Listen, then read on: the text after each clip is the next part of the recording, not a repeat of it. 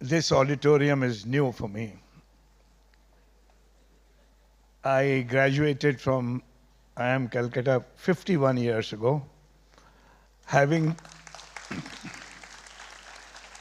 having walked the road from Chidiya Mode to the old campus at 56 Barakpur Trunk Road. Some of you may remember that. Um, the institute at that time was a small place, but had wonderful students and great founding faculty. As I stand here, I remember the likes of Professor Nitish Dey, Dr. Jati Sen Gupta, Professor Ramaswamy Iyer, Professor Dharni Sinha, and Dr. Kamala Chaudhary, many of whom inspired us and suggested ways in which we could contribute. I must also mention that my first paycheck in life came from my appointment in IIM Calcutta to do research and do co-teaching in the faculty of organizational behavior at that time. However, I was encouraged to go and do PhD because even at that stage, it was said that if you want to be a teacher, you might as well do a PhD. So I went to Case Western Reserve and wanted to do thesis in India because I didn't want to stay around there. And I decided to look at management of rural development programs in tribal area of Udaipur district in Rajasthan. And that 1 year of thesis work opened my eyes. I realized that management of public development programs required a lot more capacity than was available. Block agriculture officers, block development officers did not have the capacity to do planning, to adapt national programs to local context, and least of all, did not know how to work with communities for whom these programs were meant.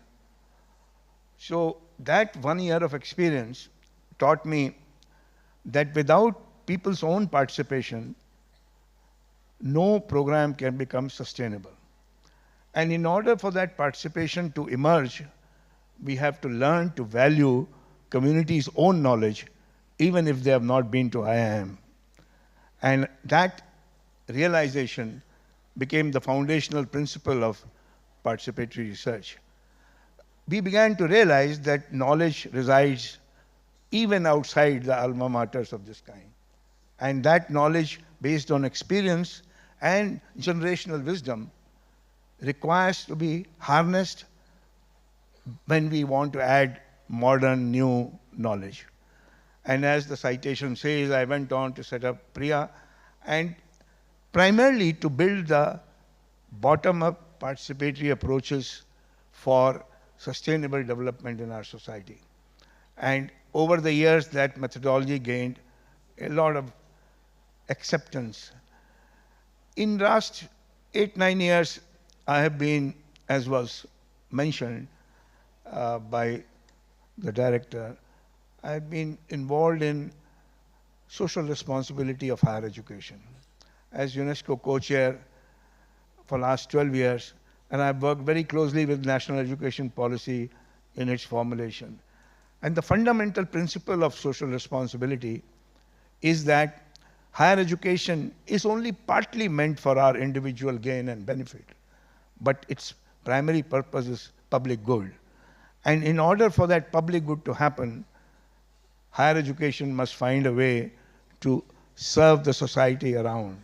And that principles of management, as we have all learned in this wonderful institution, are relevant to the context where a woman is selling tea outside the campus. She is also a micro-entrepreneur and takes more risk than any of us do. And a theory of a firm, microeconomics, also applies to her, and she does all the management of inventory and pricing and demand and supply because she knows that's how business can be done. I would hope that in the coming period, institutions like IIM Calcutta and others in this country apply the best talent and expertise they have to address some of the societal problems of our time. If 80% of our economy and our workforce is in the informal sector, institutions like IIM need to develop theories and practices which serve that vast body of our society.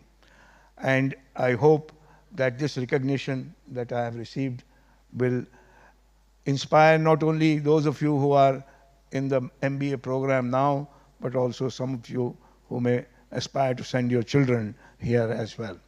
So thank you very much, and thank you once again. I feel really honored for being here.